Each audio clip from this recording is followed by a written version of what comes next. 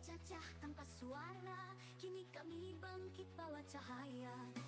Kendali palsu kami cabar, kepalsuan kami singkap lebar. Fitrah rakyat bukan boneka, tapi nyala hakikat merdeka. Api kita merdeka, bangkit jiwa rakyat, cabar sistem yang lapuk dan resah. Fitrah sosial kini kembali, politik nurani bukan manipulasi. Sosial aspirasi suara revolusi.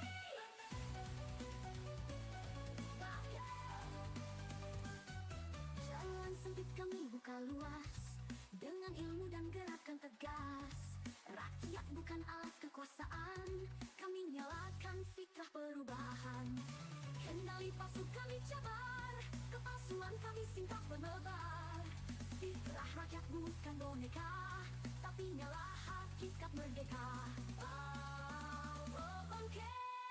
Bangkit jiwa rakyat, cabar sistem yang lapuk dan resah. Fitrah sosial kini kembali, politik nurani bukan manipulasi.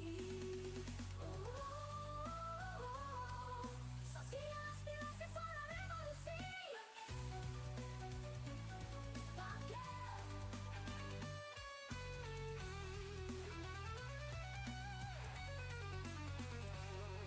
Jalan sempit kami buka luas, dengan ilmu dan gerakan tegas. Rakyat bukan alat kekuasaan, kami nyalakan fitrah perubahan. Satu barisan jiwa bersatu, membongkar dusta yang lama berselubung.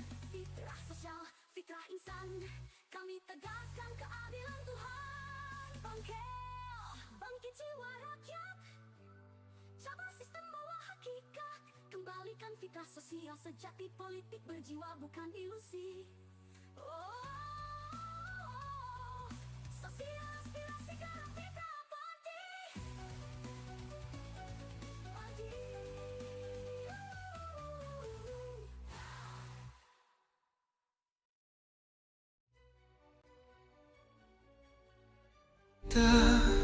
Dari luka, dalam gelap tiada suara.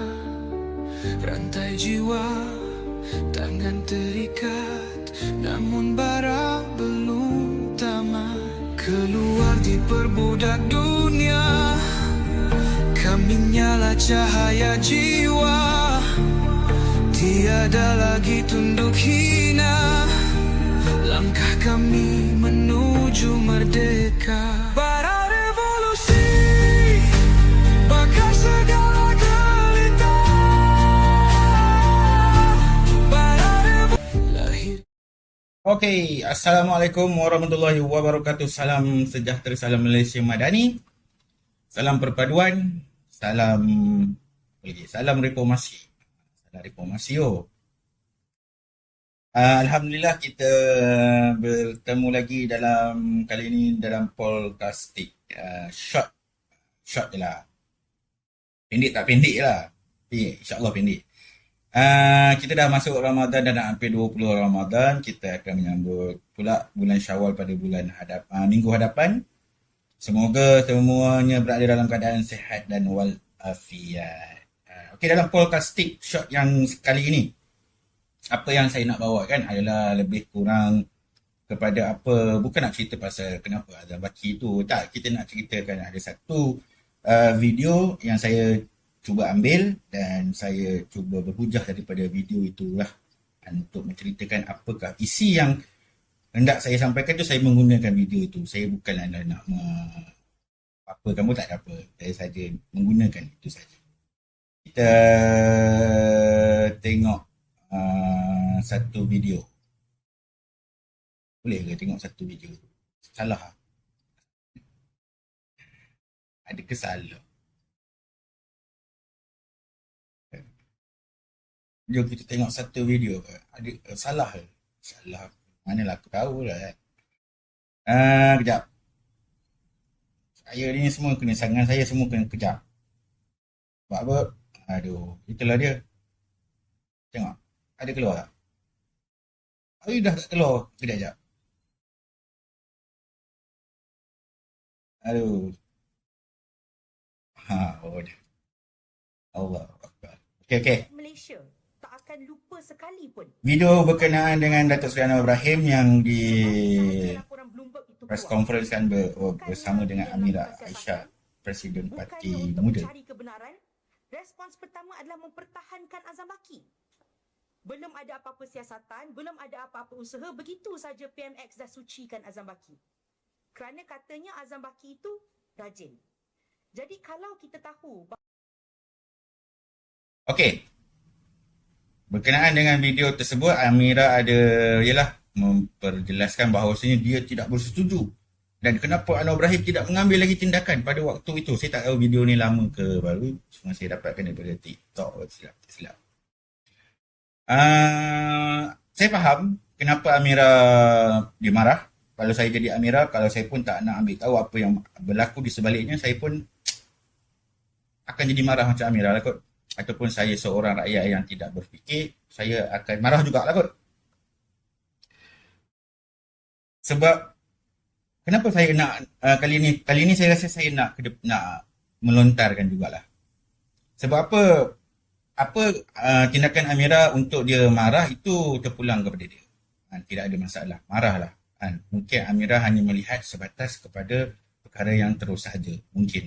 Ataupun boleh dikatakan Amira mengambil kesempatan atas isu tersebut dan cuba menampilkan diri melalui jawatan agar masih lagi berada di dalam circle politik. Yang ialah orang tak apa nak sebut-sebut kan, parti muda ni. Sebab parti muda dah jatuh jauh ke belakang dah. Cuma saya nak cerita sikit. Kadang-kadang ialah sebab dia sentuh itu adalah seorang Perdana Menteri. Sebab dalam negara kalau kita lihat bila dia terlalu lama dia berjalan, dia akan ada macam-macam banyak sangat isu yang terlalu kompleks untuk kita bicarakan. Cuma dekat dalam negara kita ni, ialah Malaysia ni adalah terdiri daripada bangsa Melayu yang dikatakan kebanyakannya akan menggunakan perkataan dan juga bahasa-bahasa yang manis. Kan? Sampai sehingga kan kemarahan kadang-kadang tu jadi bukti bahawa hati rakyat ini boleh dikatakan belum matilah, orang cakap. Kemanisan itu dia tidak sampai mematikan jiwa kenegaraan tu. Tapi dari segi perang kuasa, kalau saya boleh katakan kemarahan yang cuba dibawakan semata-mata, dia tidak akan jadi apa-apa pun. Sebab apa, musuh yang sebenar yang ada di sebalik peristiwa tersebut ataupun di sebalik framing yang tersebut, dia orang memang tak biasa untuk menang dengan hujah. Dia orang ni tak pandai berhujah sebab dia orang berada di sebaliknya. Kadang-kadang mereka ni menang dengan apa tau sebenarnya? Dengan masa. Sebab apa dijadikan peristiwa itu? Sebab dia orang perlukan sedikit masa untuk dia orang membetulkan sikit apa yang sepatutnya mereka perlu betulkan. Kalau tak, habislah. Itulah dia katakan bahawasanya masa itu terlalu penting. Daripada surah Al-Quran pun ada mengatakan betapa pentingnya masa. Tetapi orang-orang yang baik yang ada di atas muka bumi ini, kebanyakan pada hari ini tidak pandai menggunakan masa itu dengan sebaiknya.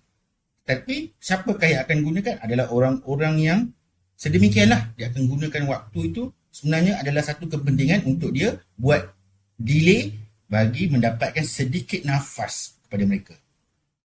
So dalam dekat sini orang muda yang saya lihat kebanyakan masuk ke dalam politik, termasuklah diri saya, boleh dikatakan baru juga, baru tak barulah kan.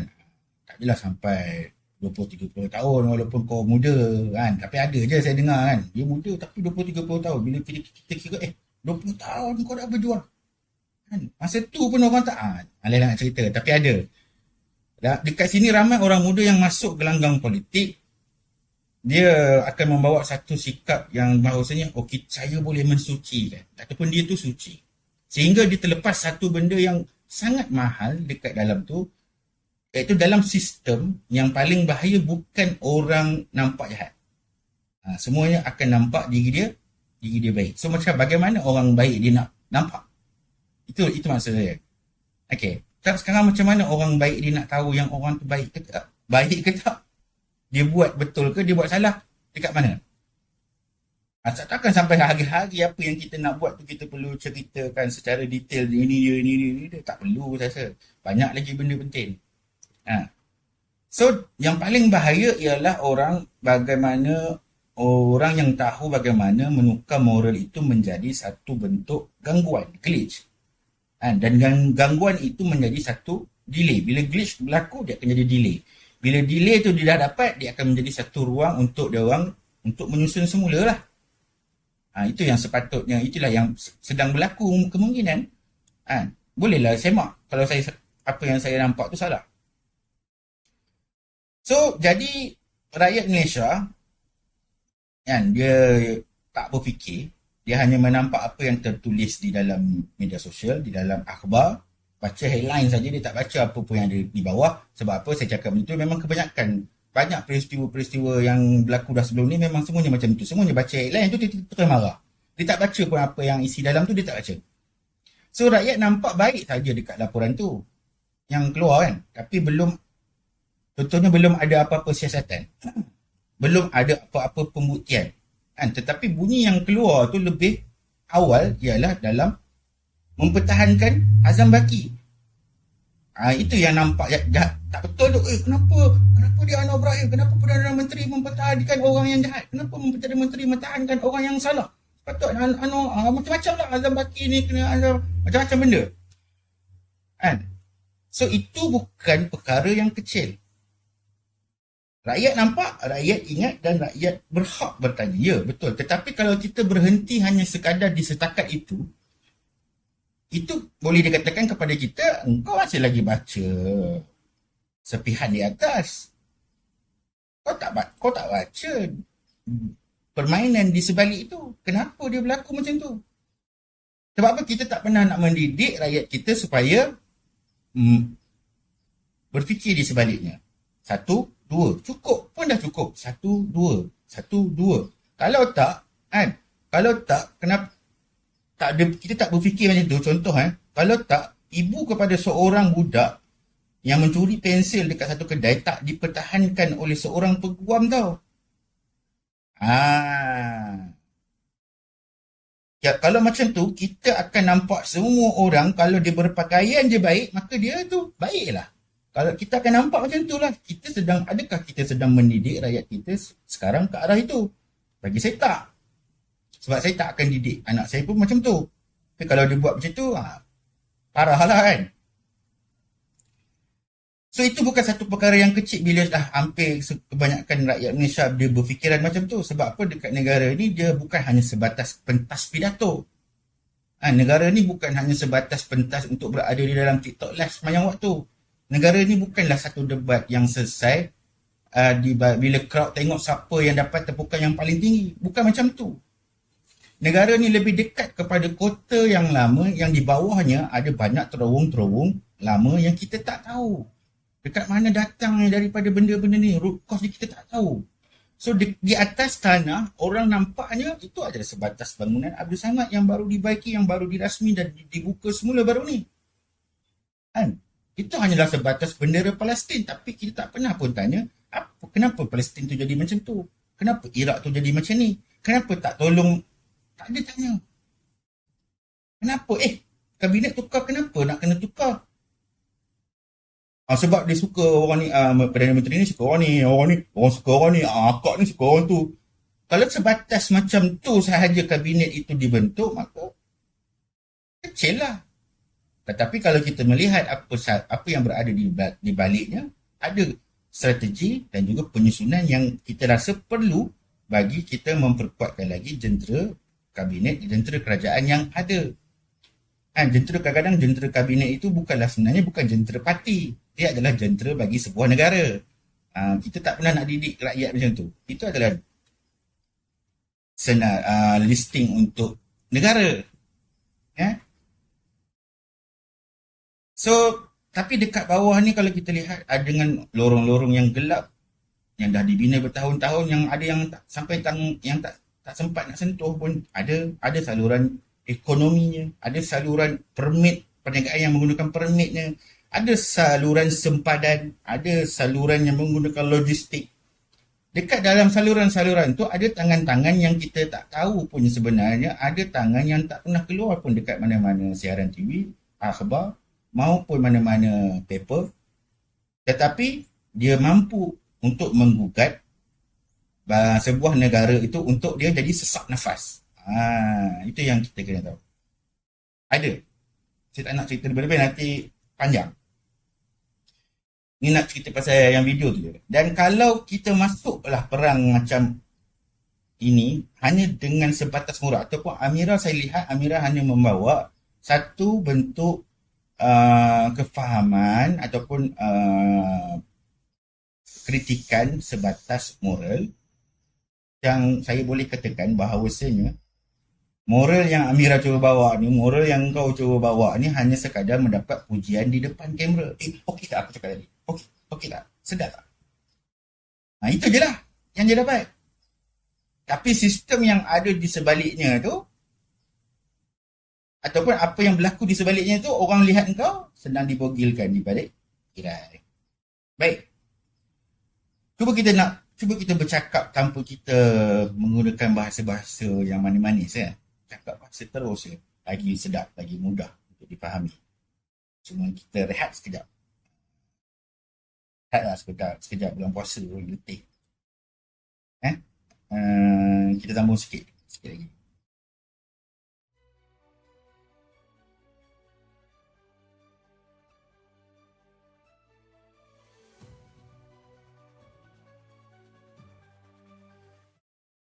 Okey, kita sambung lagi. Kita bercakap bahasa yang lebih terus lah. Okey, sambung yang tadi. Ya, dari sudut persepsi, mungkin apa yang dibuat oleh Datuk Seri Anwar Ibrahim, PMX, adalah satu bentuk respon awal. Respon awal bagi beliau sebagai seorang Perdana Menteri lah. Sebab apa? Dalam politik, persepsi pertama selalu akan menikam lebih dalam daripada penjelasan yang datang kemudian. Sebab apa? Masalah rakyat yang ada dekat Malaysia ni, kita berfikir bahawasanya Perdana Menteri tu dia kena bercakap macam aktivis. Ya, aktivis boleh bercakap. Sebab tu orang banyak suka dengar aktivis bercakap. Sebab apa? Penuh dengan kejujuran. Penuh dengan keikhlasan. Sebab tu aktivis boleh berdiri dekat luar pejabat polis lah, boleh berdiri dekat mana-mana bangunan tepi jalan ke, dia boleh menjerit, runtuhkan semua, kita runtuhkan semuanya. Tetapi orang yang sedang memegang tiang bangunan yang sedang nak roboh tu sebenarnya tak semestinya dia perlu menjerit perkara yang sama seperti apa yang dijerit oleh orang yang ada dekat depan bangunan tu, yang ada dekat depan mata kita ni. Sebab kalau kita sendiri mengaku ataupun kalau dia sendiri mengaku bahawasanya seluruh bangunan ataupun tiang bangunan tu dah nak runtuh, dalam masa yang sama kita kena ingat bila dia seorang Perdana Menteri, dia bercakap macam tu, dia kata ya, institusi tu nak runtuh dah, apa akan jadi? Pasaran akan panik, institusi akan hilanglah dia punya nadi dia, hilanglah urat. Penjawat awam akan ragu-ragu. Lawan akan nari ya. Dan itulah dia, orang tengah akan senyum berjaya. Kenapa orang tengah akan senyum? Kerana mereka faham satu hukum yang ramai daripada orang yang ada dekat luar ataupun orang politik pun ada juga sebahagiannya yang tak faham. Negara yang hilang keyakinan pada institusinya sendiri akan jadi perlahan. Sebab apa? Dalam sistem yang perlahan, yang untung adalah orang-orang tengah ni lah.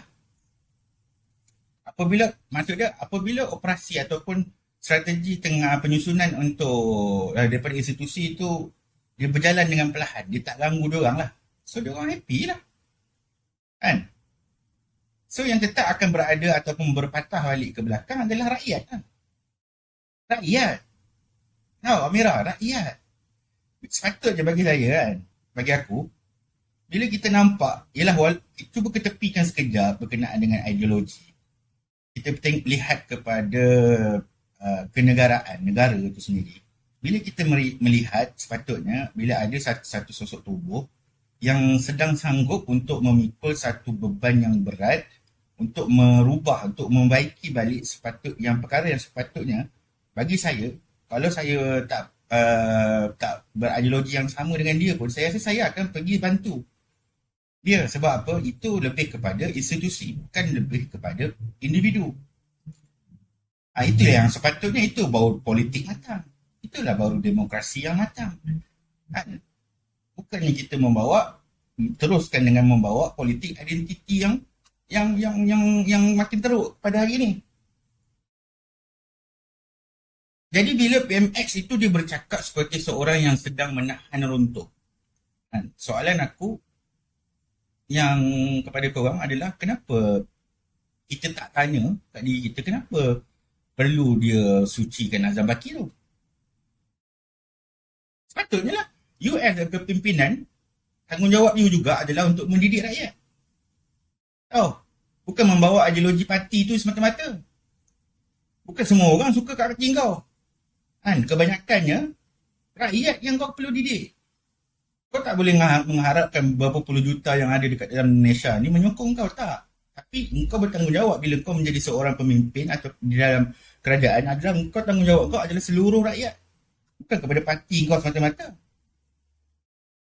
So, soalan yang lebih tajam daripada kulahan, adakah sepatutnya kita tanya dekat Anwar Ibrahim, yang lagi tajam, yang lagi khusus, sebenarnya dia sedang melindungi siapa? Atau dia sedang menahan apa? Itu yang sepatutnya. So, dalam masalah yang masyarakat pada hari ini, ramai orang lebih suka bunyi yang nampak bersih, cantik, daripada strategi yang mungkin kita lihat itu adalah satu perkara yang tidak baik dan juga kotor di permukaan, tetapi sedang bermain untuk hasil yang lebih jauh, sempurna, sejahtera ke hadapan. Betul? Contoh dia macam tu lah, peguam pensel tu. Mak bagi budak tu pergi curi pensel dekat kedai. Tiba-tiba ada seorang peguam pergi tolong mak budak tu yang curi pensel dan menang. Adakah peguam itu salah? Sedangkan dia mempertahankan seorang yang mencuri pensel. Adakah kita tahu mak budak curi sebabkan tak ada duit? Adakah kita tahu? Kita tak tahu. Kita hanya akan menjadi seorang yang menuduh terus. Dekat situlah berlakulah propaganda yang akan memenangi orang-orang tengah ni. You as the pemimpin, you perlu tunjulkan satu sifat sikap yang matang lah. Sebab apa hari ni kebanyakan daripada apa yang saya tengok, kebanyakannya tak matang dalam berfikir. Kau tak boleh, kau sentiasa nak bawa pergi, kita akan menolak rakyat supaya pergi kepada arah yang lebih teruk. Sedangkan kita nak ke hadapan supaya kita hidup dalam keadaan yang lebih maju. Negara yang maju tidak boleh hidup di dalamnya dengan masyarakat yang tidak maju. Maju negara itu adalah datang daripada maju daripada segi pemikiran. Jangan sebabkan kau kata kau banyak baca buku and then kau rasa kau akan jadi pandai. Bukan sebab tu. Baca buku, bacalah. Tetapi bagaimana cara kamu baca buku? Bagaimana cara kamu berfikir? Bawalah budaya yang macam tu. Kamu sedang berada di dalam dunia yang dalam dunia post normal. Secara kehidupan di dalam post normal tu kita banyak bergantung kepada ketidaktentuan. Itu dah jatuh jadi macam ni lah, mengajar pula kan. Okey. Kalau nak cakap bahasa yang lagi kasar kan. Sebab ramai orang bercakap tentang membantras kartel, membantras orang tengah ni. Seolah-olah kita meminta perkara tu dibuat dalam keadaan seperti seorang penguatkuasa pergi serbu rokok seuduk, angkat 2-3 orang, lepas tu selesai. Itu maklum dekat dalam press. Kita hari ni dah berjaya menangkap, dah buat penyerbuan sebanyak ni, sekian. Come on lah. Itu dah pergi kepada operasi tangkap. Ini dalam segi masih lagi dalam proses nak menyusun. Kan? Mereka tidak akan ganggu bila dah benda dah collapse. Apa lagi nak tahan? Caw je lah. Itu je bahasa dia. Orang tengah ni siapa yang aku sebut adalah yang menyentuh berkenaan dengan harga barang, pengimport, permit, logistik, sempadan, pengedaran, kan, aliran-aliran gelap yang menghisap darah rakyat yang ada pada hari ini. So, ini bukan satu kelompok ikan bilis. Takkan Amira tak tahu US a president party kot. Kan, ini bukan cerita something di pasar malam. Kan, bukan macam cerita Polis Evo tu. Ini bukan villain drama TV. Ini cerita tentang sistem yang lama. Sistem sebuah negara secara realistik, secara realiti. Makhluk yang dah belajar bernafas tu dalam sistem. Orang yang dah biasa duduk dalam sistem tu. Orang yang dah tak semestinya perlu pakai topeng jenayah. Dia tak perlu dah nak pakai serban nampak baik. Tahu? Kadang-kadang dia pakai kot. Kadang-kadang dia pakai uniform pun ada. Kadang-kadang dia pakai senyum je. Itu yang paling profesional dekat dia. So dia hidup dekat mana? Dia hidup di dalam fail, kontrak, kelulusan, panggilan telefon orang tengah. Orang angka yang rakyat sendiri pun tak sempat nak baca. Itu masalahnya. Kita mana nak tahu?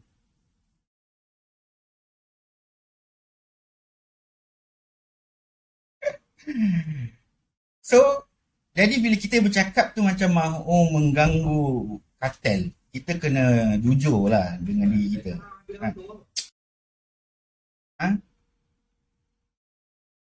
Kita secara jujur lah kan. Tak semestinya kau boleh masuk dengan seorang budak baru kan, baru masuk kerja kan, ataupun baru lagi dia tak tahu pun apa yang ada dekat atas tu kan, yang buta lah orang kata, yang buta sistem kan. Kadang-kadang yang nak kena masuk dekat dalam sarang ular lama kan, kau perlukan orang-orang yang tahu tentang selok-belok berkenaan dengan sarang tu. Tahu kat bau laluan dia macam mana, tahu siapa yang jaga pintu, siapa tukang bawa mesej, siapa sekadar yang menjadi umpan, dan siapa raja sebenar yang tak pernah tunjuk muka pun depan kau kan. Kalau rasanya kalau budak-budak yang bersih suci macam kau ni kalau pergi masuk, rasanya memang atas keteh je lah kau punya sembang kan. Sepatutnya kita bila yalah pemimpin-pemimpin kan, sepatutnya dia ni adalah orang-orang yang akan nampak apa yang berlaku di dalam sistem tu. Bukan orang yang buta menjadi seperti rakyat biasa. Kalau kau nak jadi rakyat biasa, baik tak payah jadi presiden parti. Kan? Dia jadi rakyat biasa je. Ini kau declare duntang-duntang kata kau presiden parti, itu kau cerita pun macam rakyat baru keluar SPM ke. Come on lah. So memang pahit lah kan. Tapi realiti memang perang struktur tu dia memang pahit. Masalah politik Malaysia pula pada hari ni, ramai orang dia suka tentang ayat yang sedap kan. Tapi takut atas kebenaran yang tak cantik.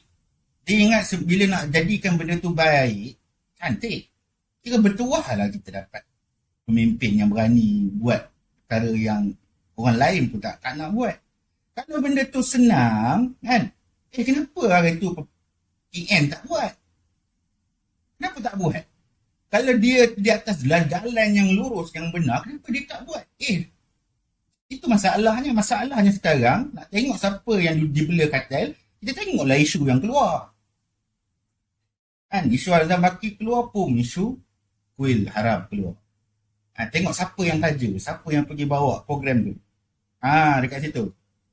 Nampak, dah 2 isu dah dia main. Dah 2 isu dah, persepsi tu dia cuba bawa. Dah jadi kelang kabut dah sikit kan. Penguasaan tu. Itulah kebijakan dia. Tengok siapa yang carry benda tu. Itulah orang yang dibela.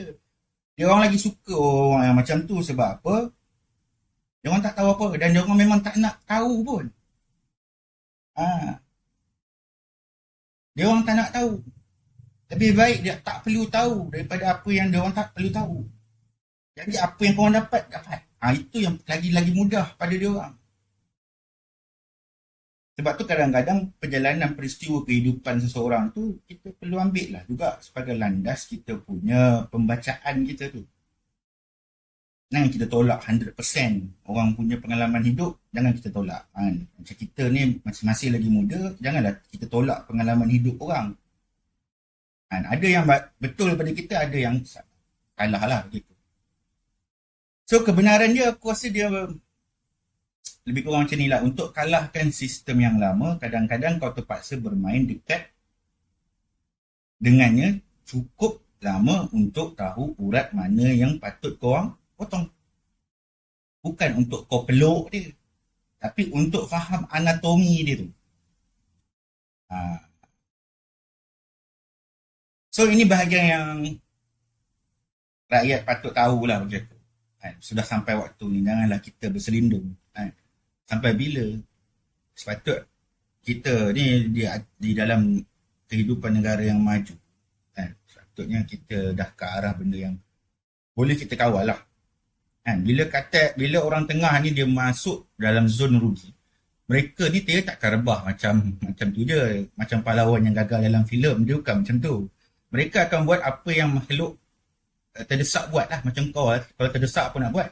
Dah jauh sangat lari dekat dalam circle politik kan, apa guna lah. Itulah dia orang terdesak, orang yang tak ada isu dia tak tahu nak cerita pasal apa dia guna. Kalau orang ambil kesempatan, itulah nama dia, seorang presiden parti yang menggunakan presiden parti lain untuk dia kembali balik ke dalam circle politik.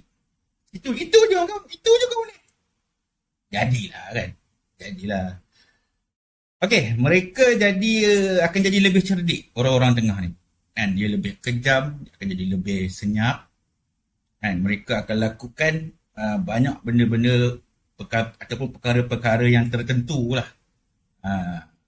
Dia akan melakukan seperti ni.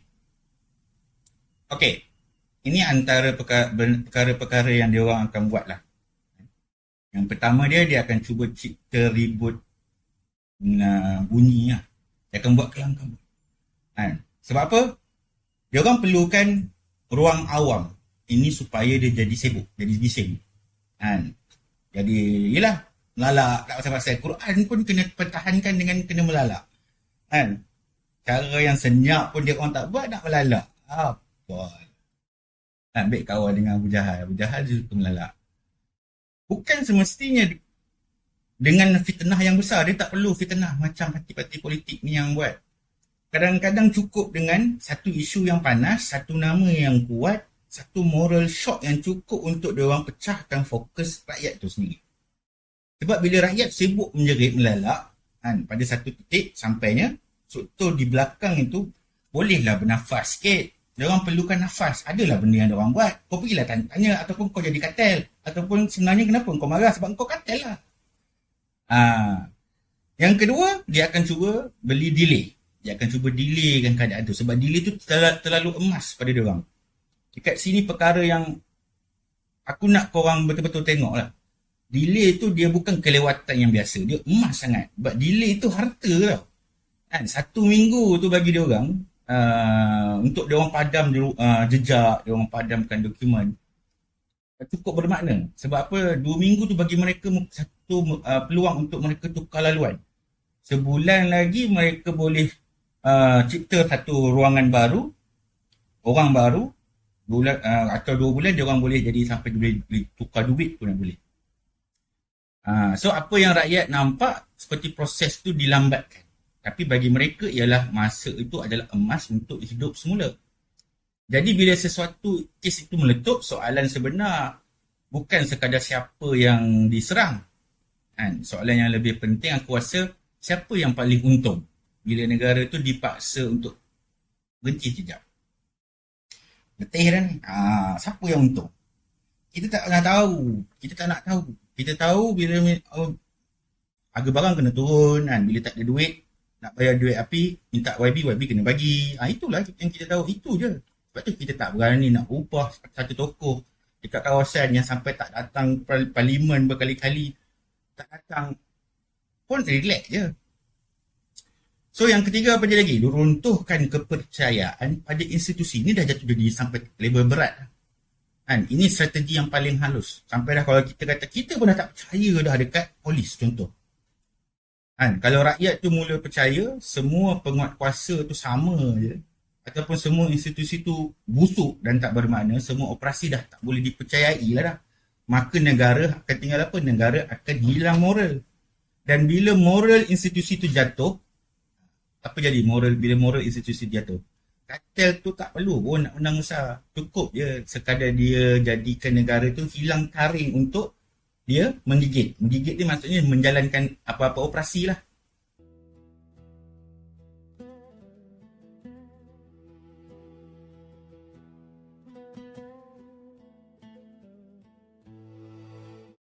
Okay. Kita sambung. Tadi kita berhenti dekat ialah bila gangguan itu berlaku, dia menyebabkan ialah bila sebuah kerajaan tu dia tak taring lah nak buat kerja macam mana kan. Orang dah tak kisah. Itu paling bahaya lah bila dah sampai ketidakpercayaan kepada institusi tu dah sampai. Itu dah parah. Orang tak percaya kat polis, orang tak percaya dekat askar, orang tak percaya dekat SPRM, orang tak percaya dekat bomba orang percaya lah kan. Itu pun belum tentu kan, sampai tahap macam tu dia akan berlaku. So yang keempat, dia akan memaksa apa lagi? Dia akan memaksa politik itu masuk ke dalam mode yang defensif. Macam mana yang dikatakan mode defensif ni? Pentadbiran itu akan sibuk menjawab naratif je. Cerita pasal naratif je. So, apa yang jadi dekat pentadbiran? Pentadbiran akan jadi hilang tenaga hanya semata-mata berada di depan mikrofon. Dia bukan berada di lapangan. Dan itulah yang mereka hendak. Supaya apa? Supaya dia orang ada masa tadi tu. Sebab tu dalam banyak-banyak perkara yang dia buat tu, delay tu adalah benda yang paling berharga lah. Sebab apa? Delay tu emas. Walaupun dia tak mencapai satu kemenangan yang penuh, dia cukup sekadar dia dapat membuat negara tu jadi lambat untuk bertindak. Sebab apa? Sibuk kat situ, sibuk sini, sibuk sana. Dan sekali lagi lah, aku cuba ulang, delay tu memang bermakna. So kalau kita menjadi salah seorang yang berada dan juga yang bertempur di dalam membentuk delay tu, rendahnya kita kan. Kita pun turut serta di kalangan bersama-sama dengan orang-orang yang tidak faham kan. So tak payah jadi presiden, jadilah rakyat biasa, itu lagi baik betul. Jangan marah. Tak contohnya lah, itu bukan contoh, itulah dia analoginya.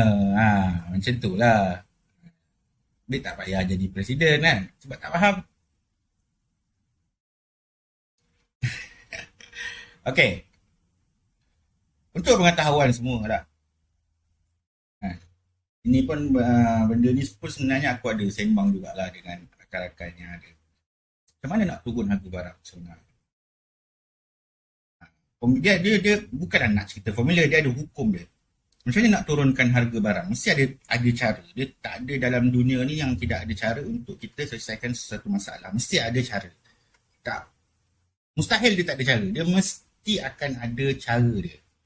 So, jom kita masuk ke dalam part ini, bab yang ini. Yang boleh dikatakan bahawasanya kalau bab ini, rakyat semua akan fikir barang-barang yang berada di dapur lah. Kita akan bawa semua orang masuk, jom kita semua masuk dalam dapur. Jom kita duduk, tengok apa yang ada, yang diperlukan kat kita. So, kita semua cakap bahawasanya kita mahukan harga barang tu murah. Bila kita cakap pasal harga barang, kita akan cerita pasal tahun 80-an, 90-an. Semua orang tahulah. Tapi kebanyakan orang akan cakap macam ni. Tanpa sanggup dia menatap punca yang sebenar. Dia tak sanggup nak tengok sebenar. Harga barang ni tak turun secara sihat. Kerana apa? Slogan itu bertukar-tukar. Menteri bertukar. Poster tu bertukar. Atau sidang media tu lebih cantik je.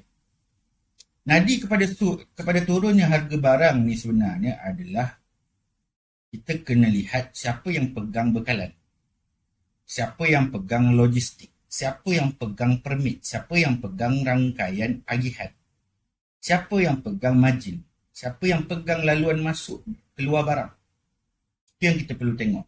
Dia bukan cerita salah satu bangsa je tak kan. Sebenarnya kita kalau kita lihat sebuah syarikat yang besar, jangan tengok pada orang satu susuk tubuh. Dan kadang-kadang ada je orang kita ataupun yang berjawatan yang berada di dalam kepompong itu. Ada. Kalau semua ni, kalau kita banyak bagi pegang dekat puak yang ketiga, golongan yang ketiga. Ni nak cerita pasal tahun 80-an 90-an lah ni. Kerajaan akan cuma nampak gagah hanya sebatas di atas pentas. Tapi denyut nadi bagi ekonomi rakyat itu masih lagi dipicit oleh orang lain. Bila benda ni berlaku? Itu yang kita kena lihat tahun 80 dengan 90. Kalau benda ni benar, kalau kita betul-betul nakkan harga barang ni turun, ada hanya dua jalan. Iaitu, yang pertama, hapuskan orang tengah ni. Atau, kecilkan pegangan mereka sampai mereka tidak lagi boleh untuk menentukan rentak harga bagi seluruh barang yang ada dekat dalam negara. Ini bukan satu slogan jalanan. Ini merupakan satu hukum dari segi struktur dia. Sebab siapa yang mengawal sampul ekonomi ni, dia akan kawal lah emosi rakyat. Dan siapa yang mengawal emosi rakyat, dia sebenarnya memegang satu bentuk kuasa politik yang sangat besar. Sebab tu kalau aku tak percaya sangat mana-mana ahli politik yang menjerit pasal nak turunkan harga barang ni sepah-sepah yang ada kat luar tu kan. Tapi takut nak menyebut pasal kartel, pasal orang tengah ni kan. Pegangan yang tertumpu seperti permit, kan, logistik, kan, pengimport utama ataupun rangkaian bagi pengedaran. Kalau semua tu tak disentuh, kau cuma sedang jual kemarahan kau dekat rakyat, dia bukan bawa satu jalan keluar lah. Tak selesai pun masalah marah ni, biasa lagi bila dah reda kan, kita jadi lupa lah. Tapi kalau dari segi proses tak buat apa pun. So, kita perlu sedar benda tu. Sebab tu aku cakap kita ni tak didik rakyat supaya dia rakyat bukan sekadar jadi penonton. Rakyat, kita ajar rakyat tu hanya sekadar untuk mereka menjadi penonton. Tapi membiarkan katil-katil ataupun orang tengah ni menjadi pencatur harga yang bebas berkuasa. Kita tak pernah cakap kita sanggup untuk memulakan ekonomi tempatan. Ada pernah cakap? Ada pernah kita nak? Siapa yang nak buat kerja-kerja di kampung ni? So, kita kena jujur dengan diri kita. Rakyat Malaysia terlalu lama diajar untuk menjadi sebatas seorang pengguna bagi saluran berita semata-mata. Bukan menjadi orang yang berfikir yang secara kritis dan kritikal dari segi membaca perjalanan dan juga hukum terhadap sistem itu berlaku. Bila ayam naik, marah. Bila minyak naik, marah. Demo. Bila beras susah nak dapat, marah. Salah kan orang. Marah itu adalah sifat manusia. Itu normal kan. Tapi marah tak pasal-pasal ni tak normal dah. Kan? Contoh macam kuil haram lah. Aku pun jadi pelik. Kenapa kau nak tiba himpun nak marah dia kuil haram ni?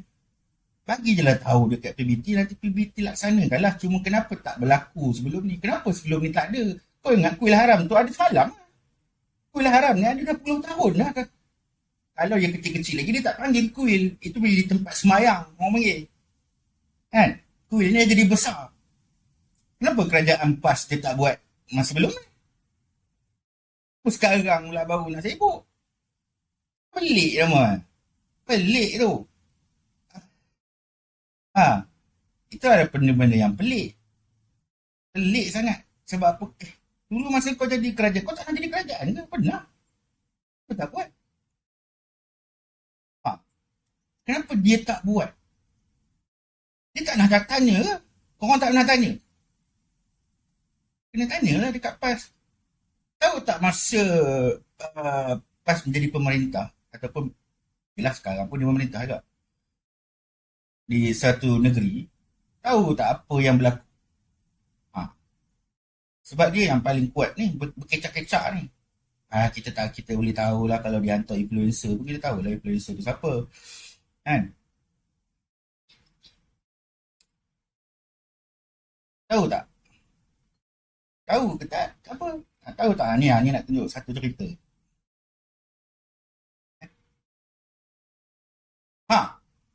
PAS buat apa masa jadi kerajaan? 498 kuil dibangunkan oleh kerajaan PAS. Di bawah ini visual kan. Sanali Kok Chandra. 498 kuil. Tak apa pun. Elok je. Kenapa tiba-tiba hari ni kuil haram ni nak besar-besar kan? Ada je proses kan? Repot je lah. Kan? Tak menggugat pun iman kau kalau ada banyak kuil dalam yang dia orang bina.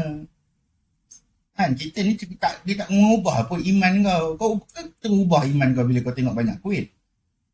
Kan? Tak jadi masalah pun. Maka jadi macam mana? So, itu yang benda tu. Benda yang sepatutnya kau pergi timbulkan, kemudian apa dia? Nak cerita pasal iman? Tak. Dia orang takkan buat lah cerita pasal keimanan. Kan? Benda yang letih. Apa nak buat? Ya, tak berduit. Apa nak buat? 498 kuil. Nak cerita pasal satu kuil haram ni. Tu je.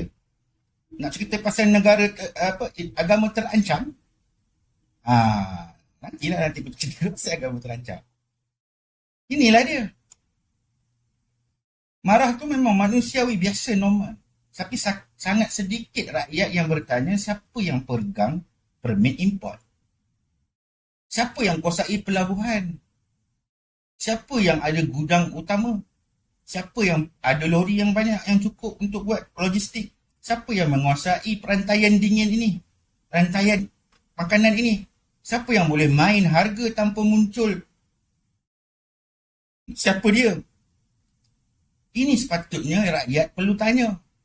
Bukannya pergi salahkan kepimpinan. Ini zaman bila? Ubahlah cara fikir. Kan? Amira, bawa rakyat tu ke arah mengubah cara berfikir. Jangan Amira menjadi orang yang berfikir seperti rakyat yang tak tahu apa. Tapi mengaku presiden parti. Tapi nak mentadbir negara. Takkanlah rakyat nak melihat pemimpin yang mentadbir negara tu datang daripada orang yang macam dia juga. Bodoh. Come on. Berubah. Maka rakyat itu dilatih untuk memandang hanya sebatas kepada simptom. Bukan anatominya. Bila rakyat itu dia tak tahu dan tidak memahami bagaimana untuk membaca anatominya, maka orang tengah ni dia akan membesar dalam kegelapan. Walaupun Tuhan itu mencipta siang itu datangnya daripada malam, tapi orang-orang tengah ataupun kartel ni dia suka hidup di dalam kegelapan. Institusi yang ada pula dia nampak macam musuh itu bila cuba bergerak, dan ahli politik paling laku bukan yang paling faham tentang negara, tapi yang paling pandai menjerit, menjadi DJ kepada kemarahan awam. Melalak. Mempertahankan Quran dengan melalak. Itu hanya orang tu je. Kalau kita lihat dekat zaman Nabi dulu yang mempertahankan agama yang ada pada ketika itu secara menjerit dan melalak, Abu Jahal je. Tak tahulah ini datang daripada susu galuh kot. Sebab tu dia sanggup melalak. Yang suruh sampai Al-Quran secara senyap tak buat, nak pergi melalak. Apa? Lagi dah. Itu semua karut-marut. Bundilah dia. So negara macam ni tak semestinya mati dengan satu dentuman.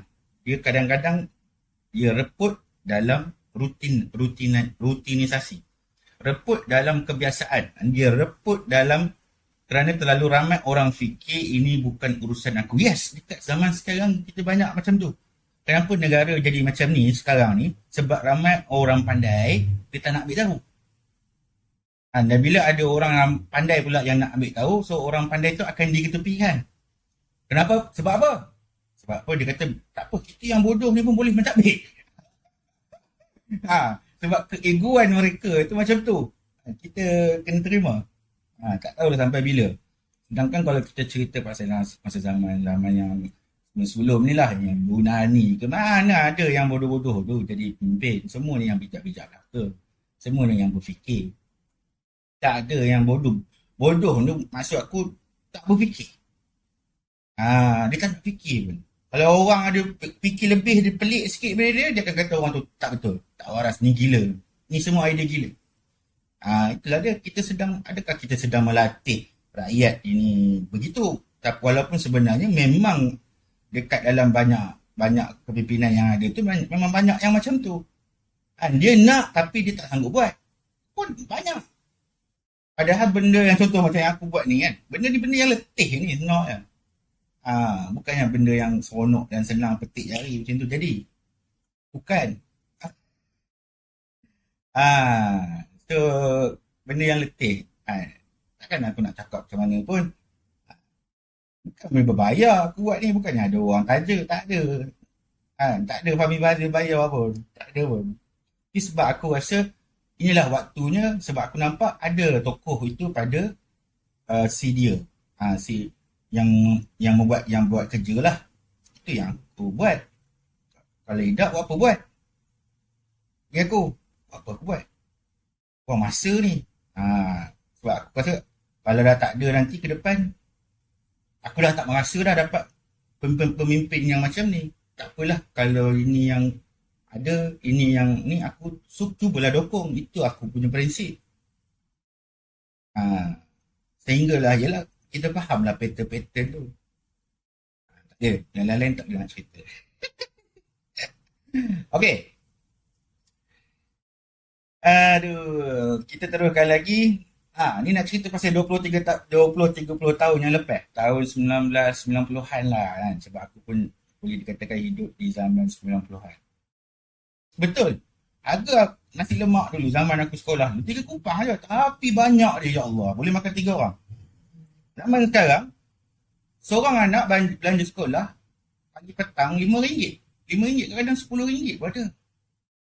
Zaman sekarang, aku dulu sekolah RM50 tu habis minggu. Kalau duduk asrama, makan semua ada kan, RM50 tu tak habis. So kalau hari ni entahlah, wallahualam lah kan, sebab anak aku tak masuk asrama lagi, tak dapat nak tahu kan. Mak dia sayang dengan anak dia lagi. Aku betul campak kan dia masuk asrama. So masa tu barang kita rasa macam beli lebih murah kan. Bukan sebab semua orang tu malaikat kan? Bukan sebab tak ada dosa politik ke, tak. Ni bukan sebab dunia tu lebih suci pada waktu tu, tetapi kerana banyak struktur pasaran pada waktu itu belum kita serahkan sampai sedalam ini kepada orang yang ketiga. Sebab benda ni berlaku selepas daripada zaman itu. Kalau kita betul-betul semak, dia jadi tahun 2001. Kita ada hit. Kita ada hit sesuatu. Tengok apa yang hit pada tahun tersebut. So hari ni kita suka sangat sebut negara kita ni negara moden. Digital. Pintar. AI. Aplikasi. Tapi pakai AI pun tak tahu. Tak guna. Kalau kau bengap, pakai AI pun tak pandai. Bodoh lah jadi.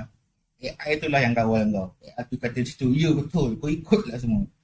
Tapi hari ni kalau kita benar-benar moden, kalau kita benar-benar moden,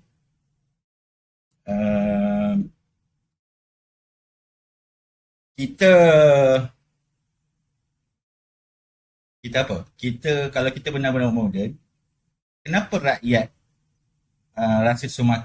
kenapa rakyat rasa semakin moden, semakin sempit hidup? Kenapa? Kenapa kita hari ni kita rasa macam negara dah moden dah, tapi kenapa rasa macam sempit lagi hidup aku? Kan dah tak kena, hipotesis tu dah tak kena. Bila hipotesis tu dah tak kena, so kita kena semak lah balik. Kan? Sebab mungkin yang moden tu cuma cara kita pakai, kan? Apa yang kita miliki, yang ada dekat badan. Badan moden, tapi nadi ekonomi masih bernafas dengan cara yang lama. Macam tu. Oi, luas tingkat. Dalam kondo. Cara yang membenarkan tu terlalu sedikit. Tangan yang memegang terlalu banyak saluran. Maka janganlah kita terlalu cepat bangga yang mengatakan bahawa kita ni dah cukup milenial dah. Kalau saluran bawah tanah negara kita banyak masih belum dipenuhi, masih dipenuhi dengan rangkaian-rangkaian lama yang merosakkan kita, yang tahu cara nak tekan denyut nadi ekonomi rakyat. So janganlah kata kita berkuasa kepada bila pilihan raya. Rakyat adalah kuat king. Itu kamu kena tipu je lah. Kalau betul rakyat ini sedang berada menjadi kuasa, menjadi raja kepada negara itu, maka rakyat perlu nampak apa yang berlaku sebenarnya dalam negara. Bukan yang ikut. Contoh macam cakap Amira ni kan. Kalau ada yang ikut tu entahlah kan. Try belajar balik masa jadi ni pengurusi kelab mana-mana. Aku tak kisah kalau aku nak ambil insentif atas apa yang berlaku kan. Tapi nampaklah bengaknya. Okey. Seterusnya jadi Amira lah kan. Rakyat memang boleh marah. Rakyat boleh tanya kenapa respon tu macam tu. Rakyat boleh rasa dia tak cukup memuaskan. Tapi negara ni tidak boleh dibersihkan ikut cara yang Amira nak, yang bersih tu. Negara ni berhadapan dengan makhluk-makhluk sistem yang lama. Makhluk yang tinggal dekat dalam slogan, yang makhluk yang tinggal dalam struktur yang dah tak terlalu lama, yang tak boleh nak ukur dah, totok dah. Dan struktur-struktur tu dia tak mati kerana satu kenyataan yang indah macam Amira buat tu. Dia sihat je, dia tak kisah lah ini budak lagi.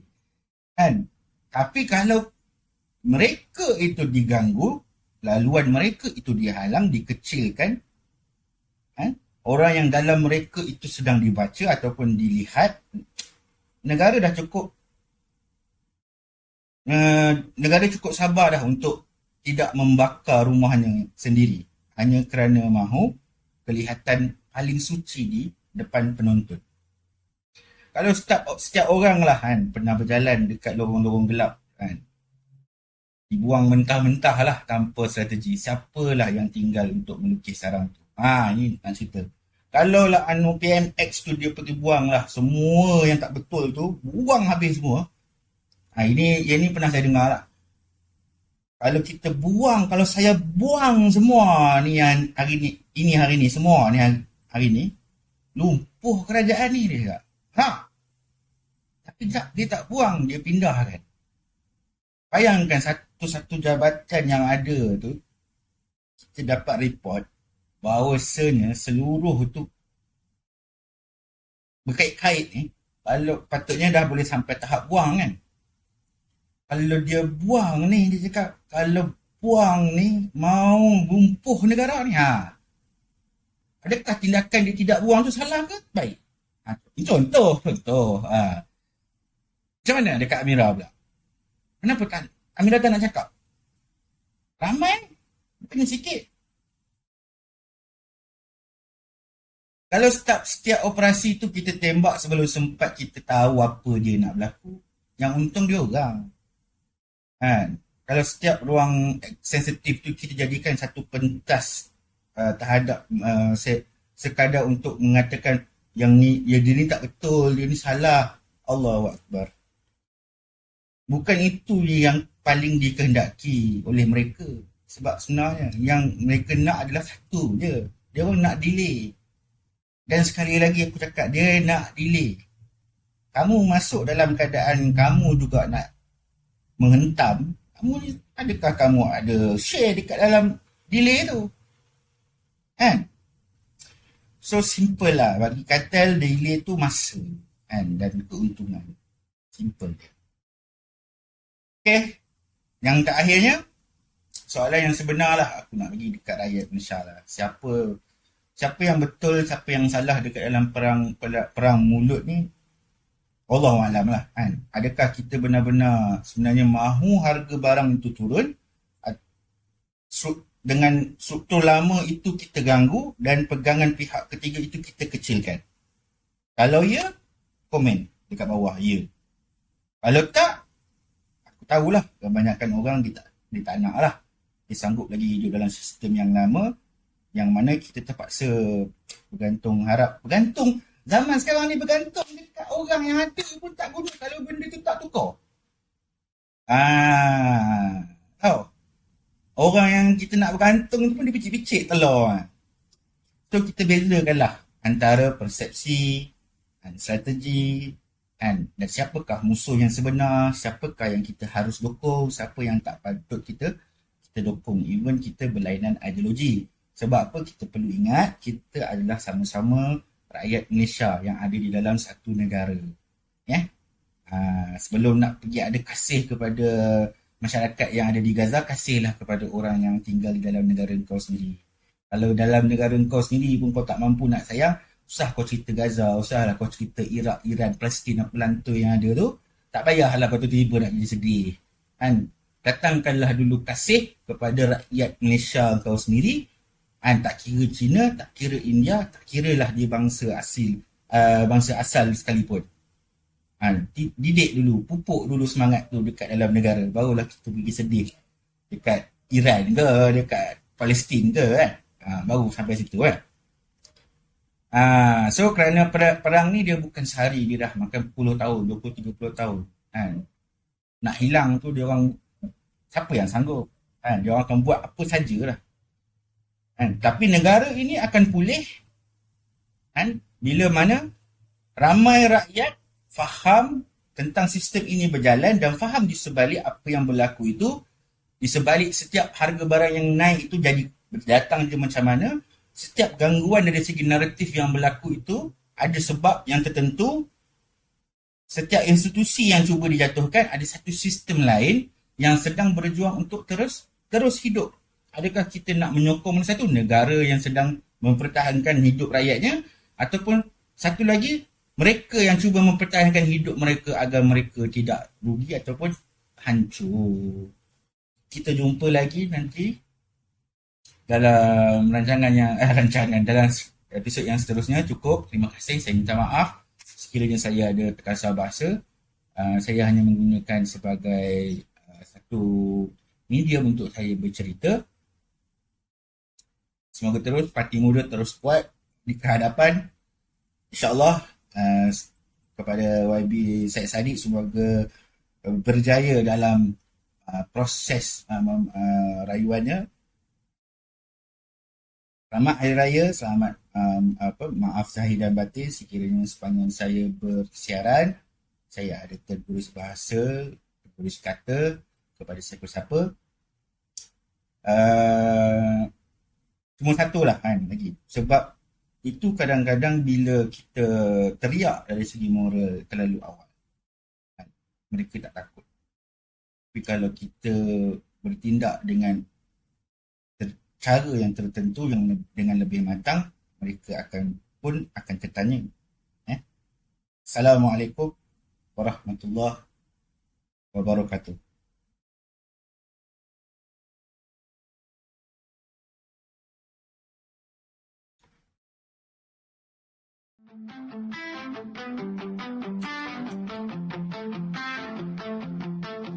Pagi